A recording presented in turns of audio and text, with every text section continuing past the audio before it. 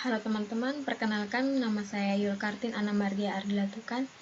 Saya saat ini berkuliah di Universitas Nusa Cendana Kupang pada program studi pendidikan fisika dan saat ini saya berada pada semester 5. Pada kesempatan ini saya akan membagikan sedikit pengetahuan saya tentang arus dan tegangan listrik bolak-balik.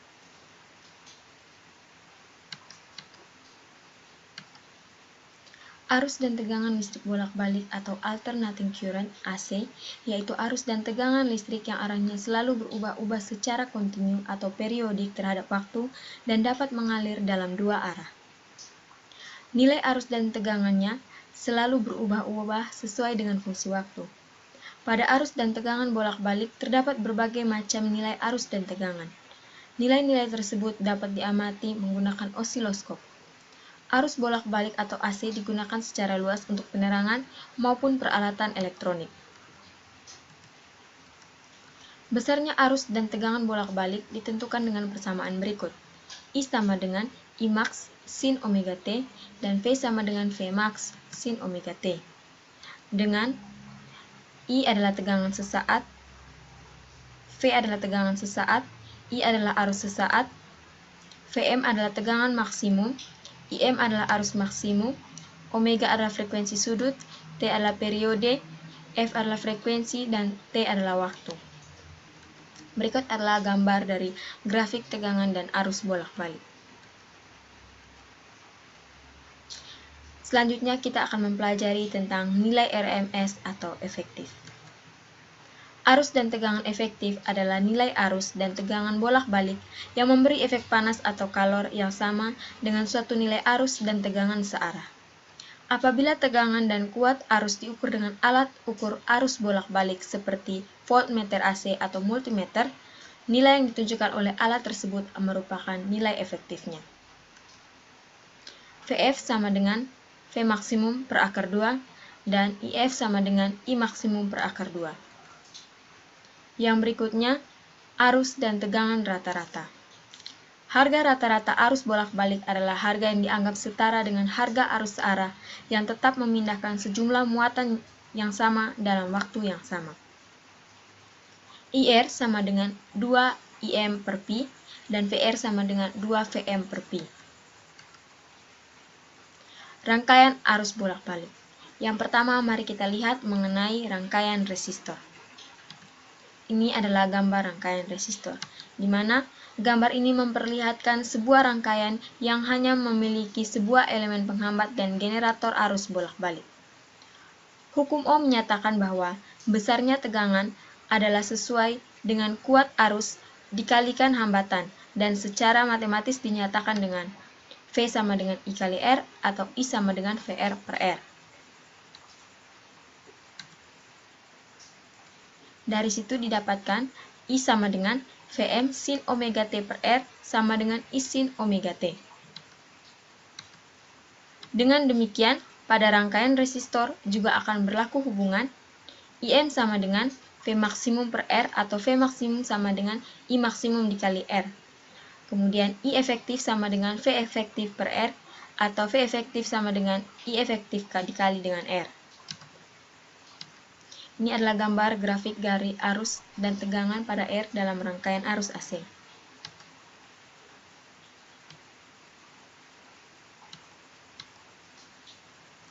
Karena kuat arusnya 0 pada saat tegangan 0, dan arus mencapai puncak ketika tegangan juga mencapainya, dapat dikatakan arus dan tegangan sefase.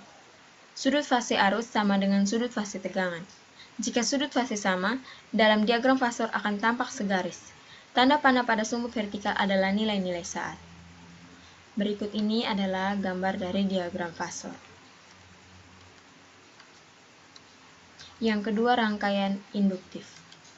Ini adalah gambar rangkaian induktif, di mana gambar ini memperlihatkan sebuah rangkaian yang hanya mengandung sebuah elemen induktif.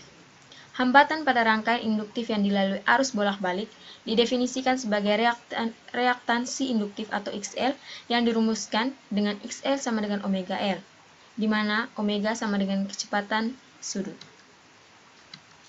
Pada rangkaian induktif berlaku persamaan berikut. V sama dengan Vm sin omega T tambah pi per 2. Vm sama dengan XL dikali dengan IM. Dan VL sama dengan XL dikali I. Di mana V sama dengan tegangan sesaat pada induktor, Vm sama dengan tegangan maksimum pada induktor, XL sama dengan reaktansi induktif, dan VL sama dengan tegangan antara ujung-ujung induktor. Nah, ini adalah grafik arus dan tegangan pada induktor yang dialiri arus AC. Teman-teman bisa lihat sendiri. Dari gambar, terlihat bahwa tegangan mendahului arus, yaitu dengan berlalunya waktu, maka VL mencapai maksimumnya sebelum IL mencapai maksimum, selama seperempat siklus.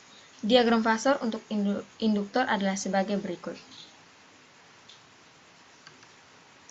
Yang ketiga, rangkaian kapasitor. Ini adalah gambar dari rangkaian kapasitor, di mana gambar ini memperlihatkan sebuah rangkaian yang hanya terdiri atas sebuah elemen kapasitif dan generator AC. Hambatan pada rangkaian kapasitor yang dilalui arus bolak-balik didefinisikan sebagai reaktansi kapasitif XC dan dirumuskan XC sama dengan 1 per omega C sama dengan 2 pi Fc. Pada rangkaian kapasitif berlaku persamaan berikut. V sama dengan Vm sin omega T kurang pi per 2. Vm sama dengan XC dikali IM, Vc sama dengan XC dikali I. Di mana V sama dengan tegangan sesaat pada induktor, Vm sama dengan tegangan maksimum pada induktor, XC sama dengan reaktansi kapasitif, dan Vc sama dengan tegangan antara ujung-ujung kapasitor. Berikut ini adalah gambar grafik arus dan tegangan pada kapasitor yang dialiri arus AC. Nah, dari gambar terlihat bahwa arus mendahului tegangan. Vc mencapai maksimumnya sebelum IC mencapai maksimum selama seperempat siklus.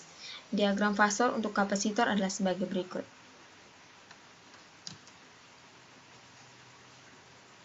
Rangkaian seri R dan L. Apabila R dan L dirangkai seri, lalu dihubungkan dengan sumber tegangan bolak-balik, maka VR sama dengan I kali R. Lalu VL sama dengan I dikalikan dengan XL, Vm sama dengan akar dari VR kuadrat ditambah VL kuadrat, dan Z sama dengan akar dari R kuadrat ditambah XL kuadrat. V sama dengan IM Z sin omega T tambah psi, V sama dengan IMZ, kemudian tan psi sama dengan VL per VR sama dengan R per XL. Z itu sendiri sama dengan impedansi atau hambatan total rangkaian. V yaitu tegangan sesaat, Vm tegangan maksimum, dan psi adalah beda sudut fase tegangan arus. Rangkaian seri R dan C. Apabila R dan C dirangkai seri lalu dihubungkan dengan sumber tegangan bolak-balik, maka VR sama dengan I kali R, Vc sama dengan I dikali XC, V sama dengan akar dari VR kuadrat ditambah Vc kuadrat, V sama dengan IM Z sin omega T ditambah psi, lalu tan psi sama dengan Vc per VR sama dengan XC per R, Vm sama dengan IM per Z, IM dikali Z. Nah, ini rangkaian seri RL dan C. Gambarnya seperti ini.